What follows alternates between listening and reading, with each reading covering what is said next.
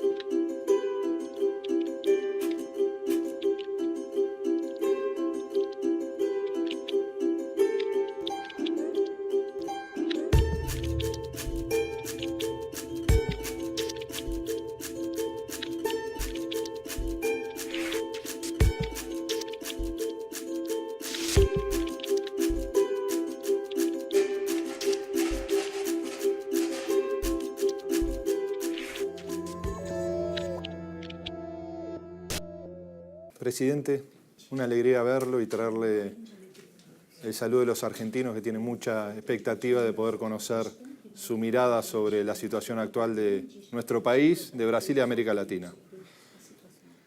Le queríamos preguntar qué impacto piensa que va a tener el triunfo de Alberto Fernández y Cristina Kirchner en la política doméstica de Brasil.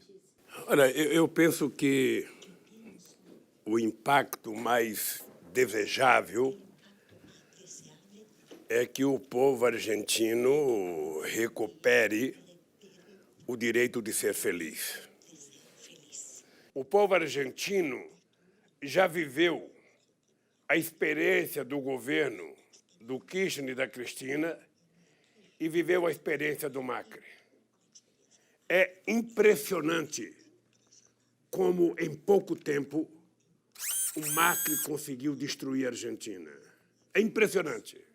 Estou fora do governo há quase 10 anos, que foi o melhor período de Argentina e de Brasil. Portanto, o Brasil, ao invés de ter um presidente que fala asneira contra a Argentina, o Brasil deveria saber que a Argentina é o país mais importante na relação com o Brasil em toda a América do Sul e que o Brasil deve tratar a Argentina como parceiro, como aliado e não como inimigo.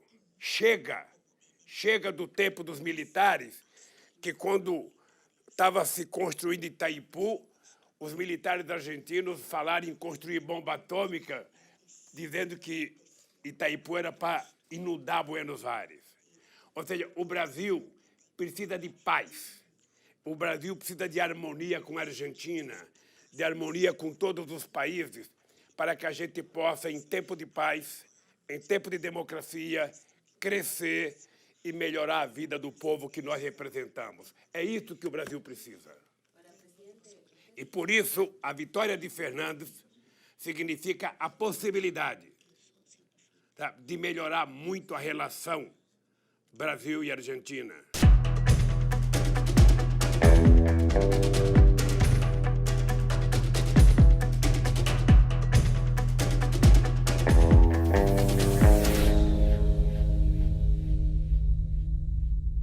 Presidente, si tuviera que darle una sugerencia o un consejo a Alberto Fernández, que probablemente sea el próximo presidente de Argentina y que se encuentre con una crisis, se va a encontrar con un escenario económico, político y social muy complejo, ¿qué le sugeriría, qué le diría, qué le aconsejaría?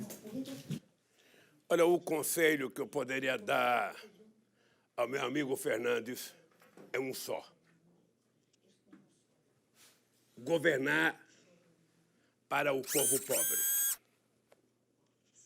Não mentir nunca para o povo que tem expectativa na melhora da Argentina. Não aceitar o terrorismo que o mercado cria. O mercado não tem interesse no povo argentino. O mercado tem interesse em ganhar dinheiro. O mercado não se preocupa se as pessoas estão passando hambre, se as pessoas estão morando na rua. O mercado quer saber se há rentabilidade. E Fernandes tem que ter um compromisso com Deus e com o povo. Não mentir nunca para o povo e governar prioritariamente para o povo trabalhador e o povo pobre argentino. É esse conselho que eu poderia dar para o companheiro Fernando e para a companheira Cristina. Presidente, ¿qué le da fuerza para empezar cada día? Olha, primeiro eu tenho vontade de viver muito. Eu não sei porquê, mas eu tô crendo que vou viver 120 anos. Então, quem vai viver muito precisa ter muita força, porque senão a vida fica chata. E eu, Nicolas, eu sei por que eu estou aqui. Eu estou aqui condenado por um ex-juiz mentiroso, por um promotor mentiroso e canalha, e por alguns delegados que fizeram inquéritos mentirosos contra mim. Eu poderia não estar aqui. Eu poderia ter saído do Brasil. Mas eu vim para cá porque tem 4 pessoas que sabem da verdade dos processos contra mim. Eu, Deus, o juiz e os promotores. Eles sabem que estão mentindo. E Deus e eu sabemos que eu estou com a verdade. É por isso que eu estou aqui. Estou aqui para provar a minha inocência. Aliás, eu já provei a minha inocência, eu quero que eles provem a minha culpa. Eu estou esperando que eles apontem uma culpa. Eu estou esperando que eles apontem $1 errado na minha vida. Ou seja, na verdade, o crime que eu cometi neste país foi provar a uma elite brasileira politicamente canalha que é possível o povo pobre comer filé e contra filé, que é possível o povo pobre viajar para Bariloche, para Buenos Aires, para Miami, de avião, que é possível a pessoa ter uma casa, que é possível a pessoa entrar na universidade, que é possível a pessoa participar de uma escola técnica, de que é possível a pessoa ter acesso à cultura, ao lazer, de frequentar um teatro, um cinema, um restaurante. Esse foi o crime que eu cometi, de gerar 22 milhões de empregos com carteira profissional assinada, de aumentar 75% o salário mínimo, de disponibilizar 52 milhões de hectares de terra para fazer reforma agrária, de fazer o maior programa habitacional da história do país e de fazer amizade com todos os países da América do Sul. Foi o momento da cordialidade. Foi o momento em que nós não tínhamos contenciosos. Foi o momento em que nós sonhamos. Kirchner, Lula, Chaves, Rafael Correia, Tabaré, Pepe Mujica, sonhávamos em construir um bloco econômico forte, desenvolvido tecnologicamente, para que a gente pudesse disputar a exportação de produtos de valor agregado e não apenas commodity. Eu ainda continuo com esse sonho. E é por isso que eu tenho força, porque ainda quero estar vivo e quero ajudar a derrotar essa gente ruim, maldosa, que não gosta dos pobres, que só governa para o mercado. Aqui no Brasil faz um ano que não se fala de emprego, que não se fala de salário, que não se fala de renda. Só se fala de privatização e de enxugamento da máquina pública. A minha disposição de brigar, Nicolas, é como se eu tivesse 20 anos de idade. Aqui e lá fora. E eu acho que eles têm medo de me soltarem. Porque eles sabem que quando me soltarem, eu vou para a rua. Eu vou para a rua. Tenho vontade de ir para a porta da Rede Globo de televisão desmentir ela. Que faz 10 anos que conta mentira a meu respeito. Eu tenho vontade de fazer um debate com o canalha do juiz que me julgou e com o promotor que me acusou. Que eu quero que eles digam aonde eu errei. Então é por isso que eu tenho força. Porque quem tem a verdade não tem que ter medo. Quería saber si usted confía, cree en la justicia brasileña, en las instituciones, ¿no? En general. Gisela, eu poderia fazer uma pergunta a você, e é uma pergunta que eu me faço todo dia. O dia que eu deixar de acreditar na justiça, eu fico me perguntando o que eu vou fazer. Não é porque um juiz foi canalha, não é porque um promotor foi canalha, que você tem que julgar toda a justiça por conta do erro. O problema é que eu estou aguardando com muita tranquilidade a Suprema Corte tomar uma decisão. Eu tenho 2 habeas corpus para ser votado. Há uma pressão muito grande da imprensa brasileira, sobretudo da Rede Globo de televisão, para que o Lula não saia da cadeia, porque o grande problema da Operação Lava Jato é que ela deixou de ser uma operação de apuração da corrupção para virar um partido político.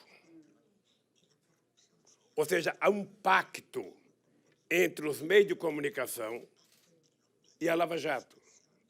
Então, toda mentira que a Lava Jato conta se torna verdade na imprensa brasileira, nas 3 revistas nacionais, nos grandes jornais.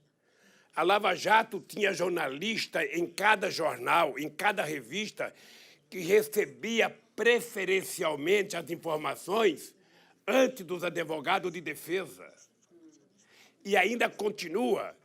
Você deve estar acompanhando, lá na Argentina, a divulgação do blog Intercept, que descobriu a podridão da Lava Jato. Para a grande imprensa brasileira, não existe a Intercept. Nenhuma denúncia feita pelo Glenn é divulgada pela grande imprensa. Domingo agora houve uma denúncia muito séria das mentiras dos procuradores, do delegado de polícia e do juiz Moro com relação ao fato de eu aceitar ser ministro da Dilma. A mentira é a coisa mais grave até agora e a Rede Globo de televisão não disse nada. A Record não disse nada. O SBT não disse nada. Ou seja, a imprensa não consegue se desvincular da Lava Jato. Porque na hora que o Lula for solto, uma parte da Lava Jato estará desmoralizada. Porque até agora só contaram mentira contra mim. Só contaram mentira. E eu estou com muita sede de vontade de, em liberdade, desmoralizar essa gente.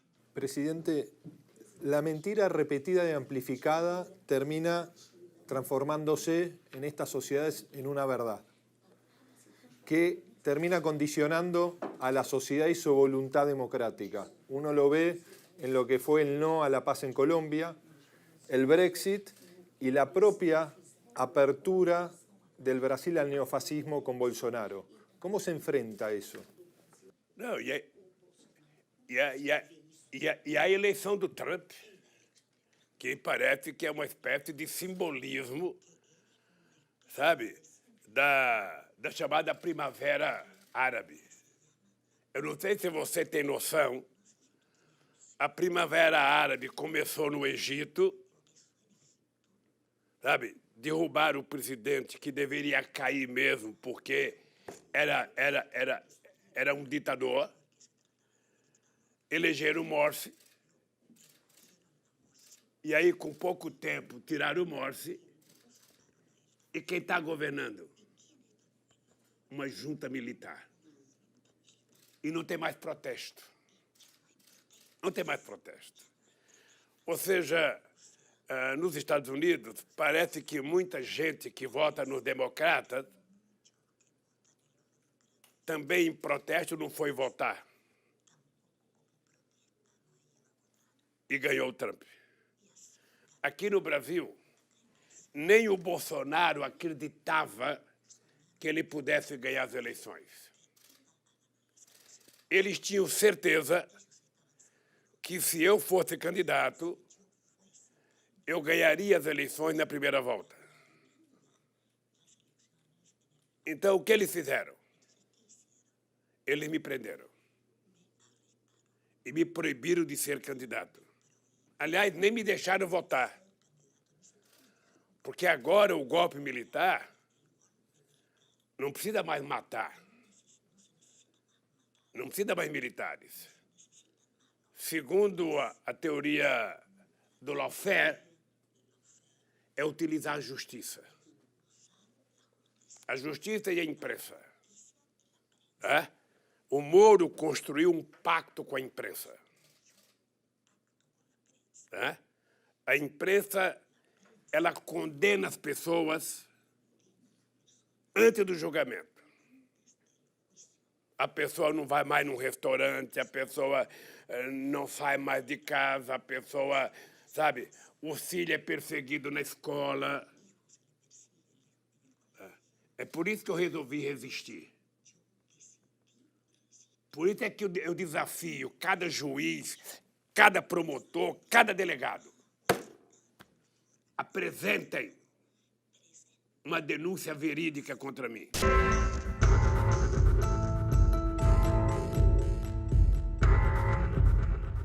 Eu vou porque eles vão dizer a partir da manhã que o Lula está foragido, que o Lula está escondido. Não, eu não estou escondido.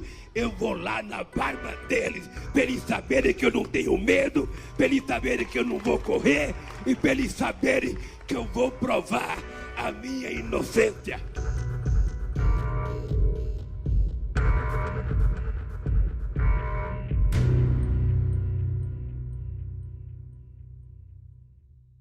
Pero ¿cómo se desarma esa estructura entre los medios, la justicia? ¿Cómo se desanda ese camino? Eu duvido que tenha no Brasil um presidente que defenda mais a liberdade de imprensa do que eu. Duvido. Nunca fui almoçar ou tomar café com o dono de um jornal de televisão para pedir um favor. A única coisa que eu quero e que faço questão é que eles existem para bem informar a sociedade e não para mentir para a sociedade, não para construir mentiras. E aqui no Brasil foi construído muita mentira.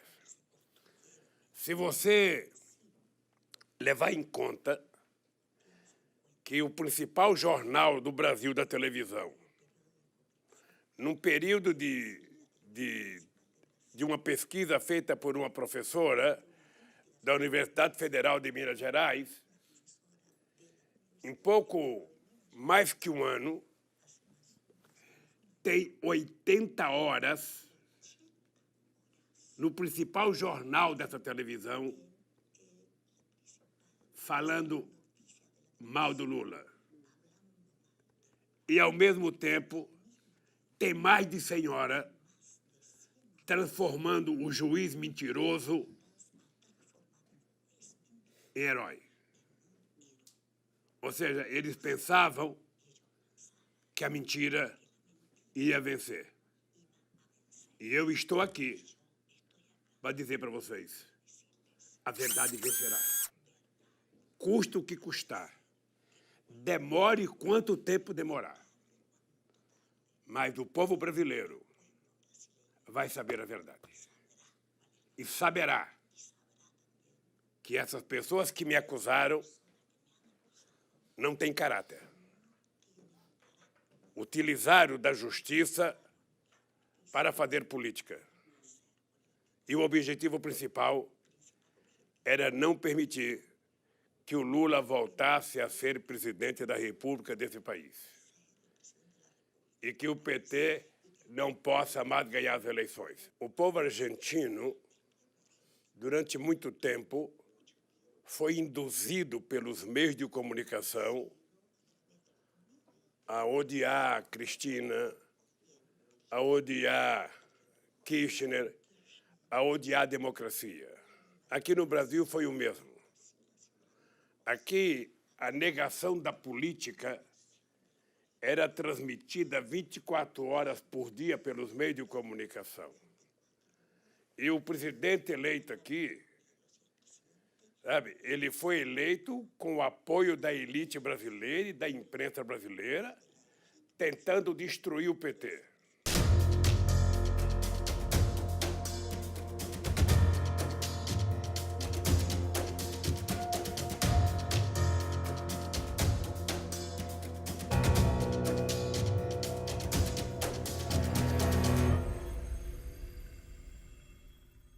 Presidente, en el 2007, cuando charlamos en el Instituto Lula, le preguntábamos si usted imaginaba, cuando dejaba la presidencia, si se podían vivir tantos retrocesos en Brasil. Nos dijo que no.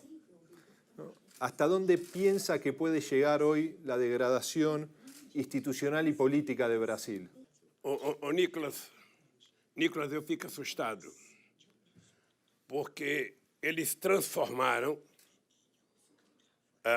o desmonte dos direitos trabalhistas da Previdência em conquistas. Ou seja, nós temos hoje no Brasil mais de 40 milhões de pessoas trabalhando na informalidade.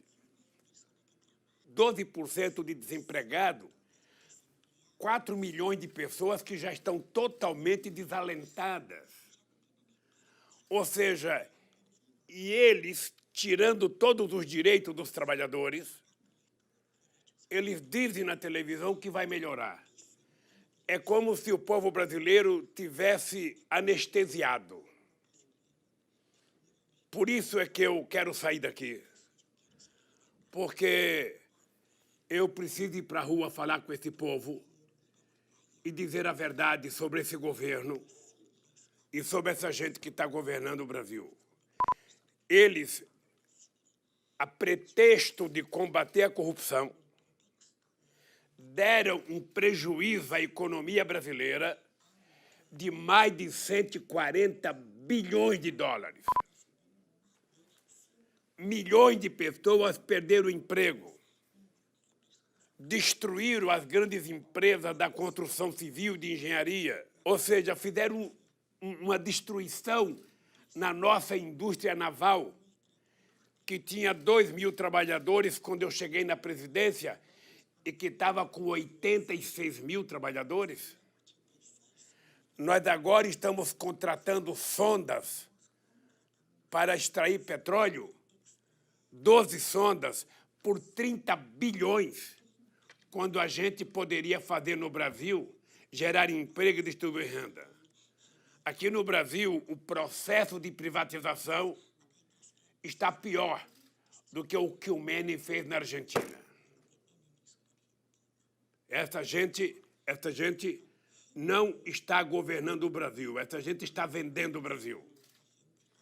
É ódio contra a América do Sul, ódio contra a América Latina, ódio contra a África e lambendo botas do governo americano. E aqui, parece uma coisa como se fosse uma febre amarela, como se fosse uma doença sem cura. Ou seja, não tem uma palavra de otimismo a essa população. Não tem uma palavra falando de emprego, falando de salário, falando de renda. É só bobagem o dia inteiro. E ofende o povo argentino, e ofende o Fernandes, e ofende a Cristina, e ofende a Venezuela, e ofende a França, e ofende todo mundo. Ofende a Michelle Bachelet, ofende a democracia. Ou seja, esta semana, o filho desse presidente disse que não é possível consertar o Brasil na democracia. O que ele quer dizer? É preciso que haja um regime antidemocrático? Hitler falava isso, Mussolini falava isso, e quantos ditadores falavam isso? Você lembra, no tempo do Menem, no tempo do ministro da Economia, Cavallo, que vivia em Washington bajulando o governo americano e a Argentina caindo. No Brasil era Fernando Henrique Cardoso e Malan. Ou seja, quando nós resolvemos não menosprezar os Estados Unidos, tratar com respeito os Estados Unidos, mas tratar com muito mais respeito e com prioridade os nossos parceiros. O Brasil, para o Brasil estar bem, a Argentina tem que estar bem, o Uruguai tem que estar bem, o Paraguai tem que estar bem, o Equador, a Colômbia, o Peru, o Chile, todos os países têm que estar bem, porque quando todos estiverem melhor, será melhor para todo o povo da América Latina. Porque pobreza não permite distribuição. O que permite distribuição é riqueza, é conhecimento. E é por isso que nós tratamos com muito carinho a nossa integração com a América do Sul e com a América Latina.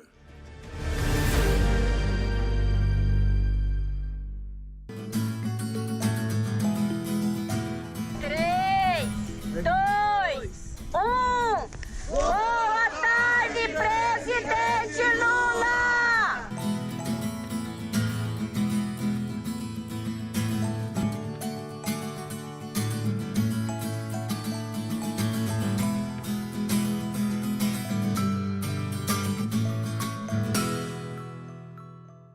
Presidente, quería saber un poco más de cómo es lo cotidiano desde el tiempo que lleva detenido, cómo es. Sabemos que está mucho tiempo solo, que nos decían que está 22 horas solo por día, más o menos. ¿Cómo es ese tiempo solo? ¿Cómo es un día? ¿Qué hace? ¿Cómo son los días? ¿Cómo pasan los días acá? Eu passo o dia talvez melhor do que Pepe Mujica, quando estava na solitária, lá no Uruguai. Eu estou numa solitária, eu recebo os meus advogados, que vêm todo dia aqui, e a família que vem, um irmão e os filhos, uma vez por semana. Tá? Então, eu assisto muito pendrive, que eu recebo dos meus amigos sobre as novidades políticas do Brasil e do mundo. Eu, embora não esteja presente, eu participo das reuniões que acontecem no Brasil inteiro, que o PT participa, que a CUT participa. Eu recebo reunião que tiver em Buenos Aires, que o PT estiver presente, eu recebo um pendrive e assisto a reunião, eu assisto muito debate, leio mais do que já li na minha vida. ¿Está leyendo algo particular? Leio. Eu estou lendo muito sobre o Brasil, muito sobre economia. Estou muito interessado em ler sobre a relação Brasil-África, sobre a escravidão aqui no Brasil. E leio outro tipo de livro. Eu recebo muitos livros. Então, eu fico impactado com algumas coisas. Ou seja, a escravidão me impressiona demais. O que aconteceu nesse continente durante mais de 300 anos. E o desprezo que a elite latino-americana tem pelos negros, que prestaram tanto serviço para esse país. É por isso que, quando eu estava no governo, eu tinha uma preferência pela América do Sul e pela África, porque eu achava que o Brasil deveria criar novos mercados, novos parceiros, e que a América do Sul, eu não sei se você percebeu, que não tem nenhum país altamente desenvolvido da América para baixo. Toda a América Central, todo o Caribe, toda a América Latina é pobre. Só os Estados Unidos e o Canadá são ricos. E me parece que eles trabalham para a gente continuar pobre. Será possível que em 500 anos a gente não conseguiu criar uma Holanda, criar uma Dinamarca, criar, sabe, uma Noruega, uma Finlândia aqui na América Latina? Será possível? Ou seja, porque há um trabalho de não permitir que na América Latina tenha nenhum governo progressista que trabalhe a ascensão do povo pobre. Na verdade, eles não têm interesse. Durante quantas centenas de anos, a teoria na América Latina era que o Brasil era inimigo de todos os países fronteiriços, sabe? Que era preciso ter medo do Brasil. Eu lembro que, quando eu cheguei no governo, muita gente tratava o argentino como se fosse uma questão de piada, sabe? E eu achava que nós tínhamos que respeitar, parar de contar xiste sobre o povo argentino e tratar com respeito. E acho que nós conseguimos. Eu tenho saudade da relação que nós tínhamos com Kirchner y con Cristina.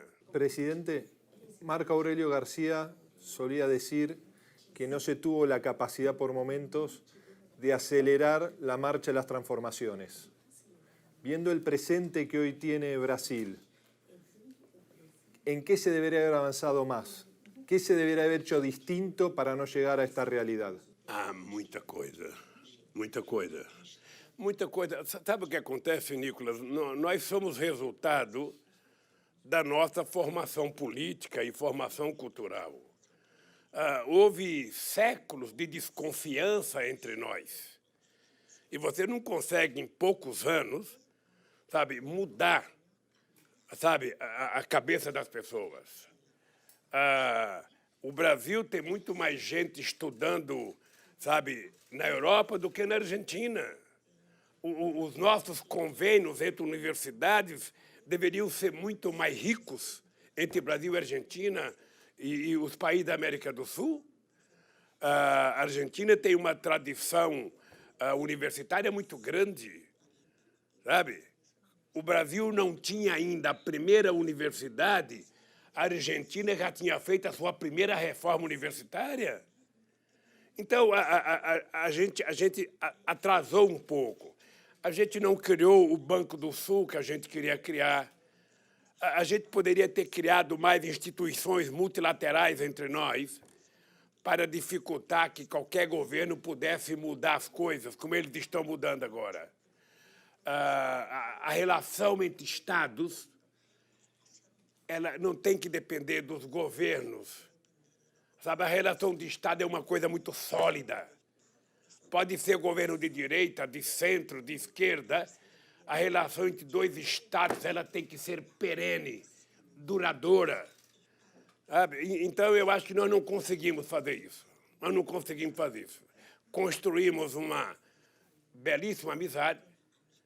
Eu não esqueço nunca, o Chaves me dizia que quando ele era professor na Academia Militar, a aula dele era para falar mal do Brasil, que o Brasil era inimigo da Venezuela, que era preciso tomar cuidado com o Brasil. Quem é que orientava? Era orientação americana. E assim valeu para todos os países da América Latina. Então, eu acho que se a gente pudesse voltar no tempo, e não é possível, eu acho que a gente ia fazer muito mais do que fizemos. Muito mais. Não ficar cedendo a pressões mesquinhas de grupos econômicos, mas ceder apenas à pressão dos interesses populares de cada cidadão da Argentina, do Brasil, da Colômbia, do Equador, sabe? Nós poderíamos ter feito mais. ¿En qué siente que se equivocó, si tuviera que hacer una autocrítica de su gestión y qué repararía de eso? Olha, deixa te dizer uma coisa. Você sabe que aqui no Brasil tem uma coisa que virou moda. Todo mundo quer que o PT faça autocrítica. É impressionante. É impressionante. Eles governaram durante 500 anos. O PT governou apenas durante 13 anos. O PT sozinho fez mais do que eles. Só para você ter ideia, em 8 anos de governo, eu fui o presidente que mais fez universidade na história do Brasil. Nós colocamos nas universidades, em 12 anos, mais alunos do que eles colocaram em um século. Então, se eu tivesse que fazer uma autocrítica, eu ia me olhar no espelho e iria dizer a mim mesmo: Lula, por que você não fez mais? Por que não melhorou mais o salário do povo? Por que não fez mais universidade? Por que não gerou mais emprego? Sabe? Por que não fez mais assentamento da reforma agrária? Era essa a autocrítica que eu ia fazer. Fazer mais. Cada vez mais. Porque somente assim é que nós iremos criar um povo com padrão de vida decente.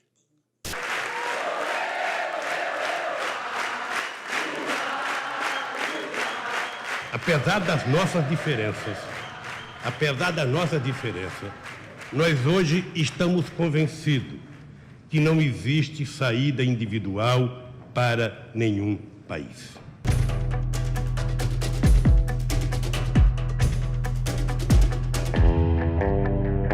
Aquele presidente do Sindicato dos Metalúrgicos pudesse chegar à presidência da República desse país. Parecia um sonho inatingível. Parecia uma coisa impossível, porque a política no Brasil era feita para doutores.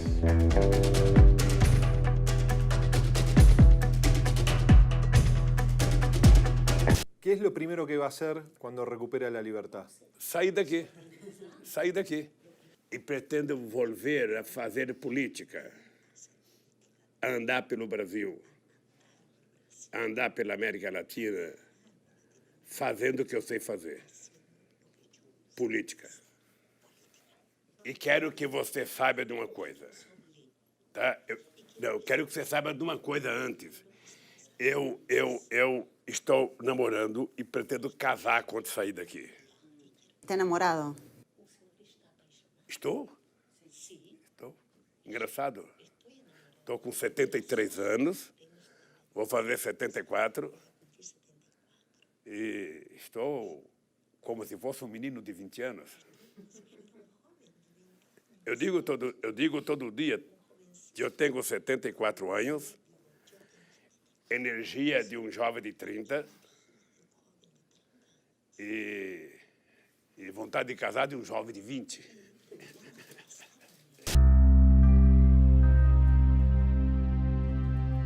Não é todos os dias que se encontra uma das figuras mais significativas do século XXI e a pessoa que, por direito, devia ser o próximo presidente do Brasil.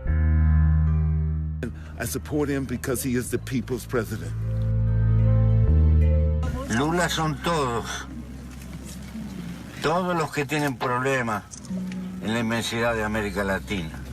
No se olviden. Gracias.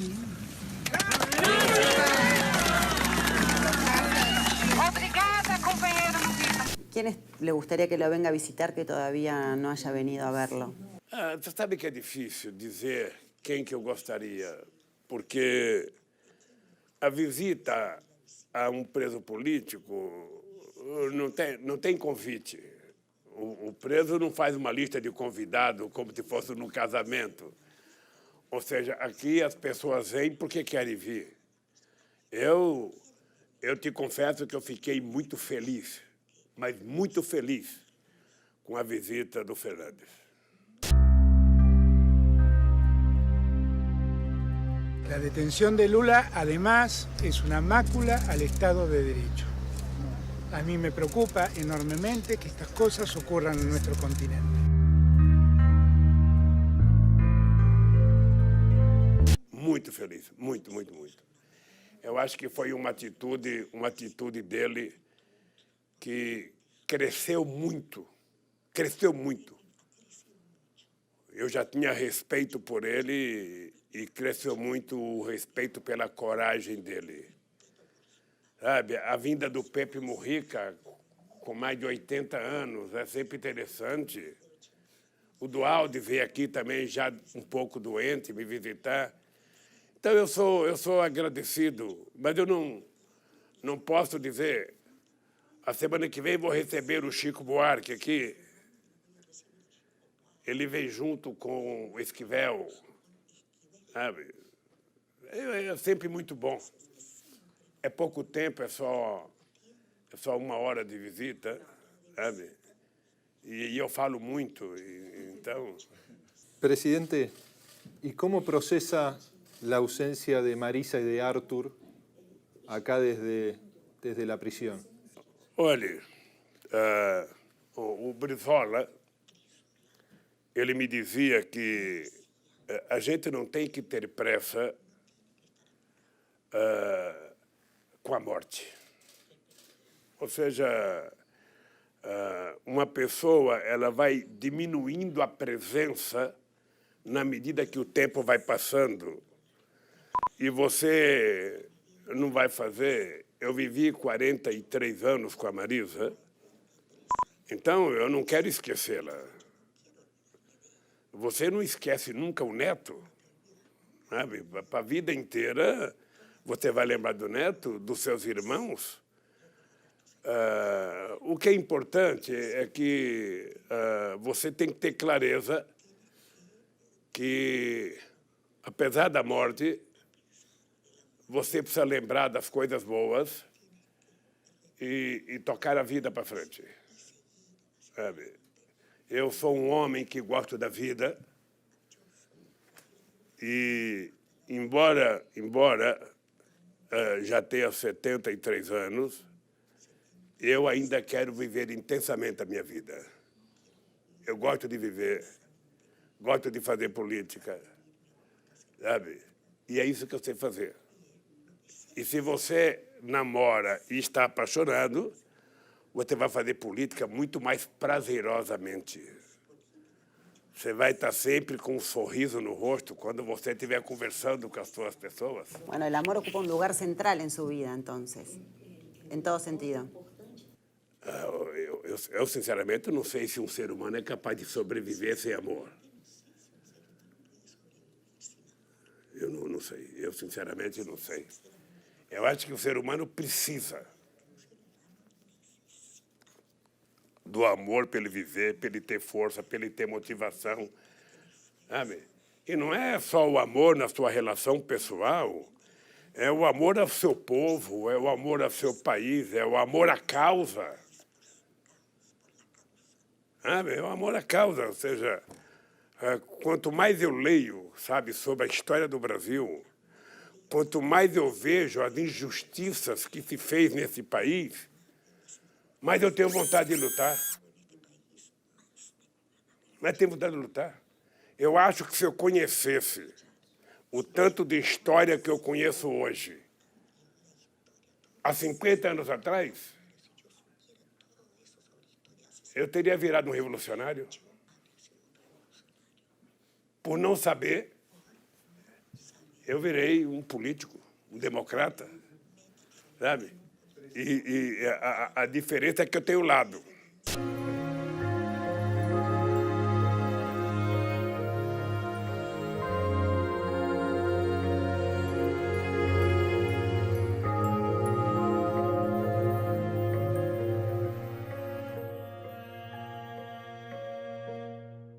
Presidente, ¿y se ve nuevamente en el Palacio de Plano Alto? Olha, essa pergunta só Deus pode responder. Eu, na verdade, tenho consciência que o meu papel agora é contribuir para que outras pessoas, sabe, mais jovens do que eu, com mais energia do que eu, com mais vontade do que eu, com mais vontade eu não acredito, mas outras pessoas, o Brasil tem muita gente boa, sabe? Tem vários governadores interessantes, tem gente nova na política. Eu espero que o Brasil não precise de mim. Eu espero que a gente tenha novos quadros, novas mulheres, novos homens, para poder participar do processo eleitoral.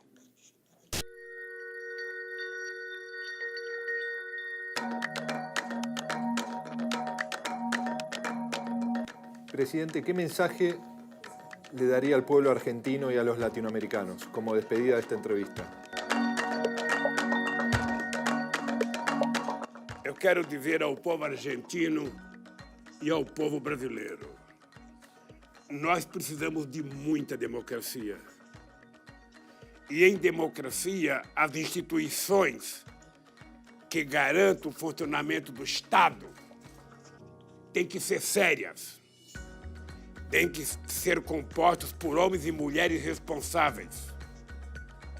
E que quanto mais democracia, quanto mais paz, mais a Argentina vai crescer, mais o Brasil vai crescer e mais o povo vai melhorar de vida. O povo não quer muito. O povo não quer muito. O povo quer tomar café de manhã, almoçar e jantar todo dia. O povo quer ter o direito de ter uma casa para morar. O povo quer ter o direito de poder, uma vez por mês, ir num restaurante e levar sua família para comer. O povo quer que o seu time de futebol ganhe todos os jogos no domingo. E o povo quer tomar uma cervejinha no final de semana, comer um churrasco. É só isso que o povo quer. O povo quer viver dignamente, quer ser respeitado.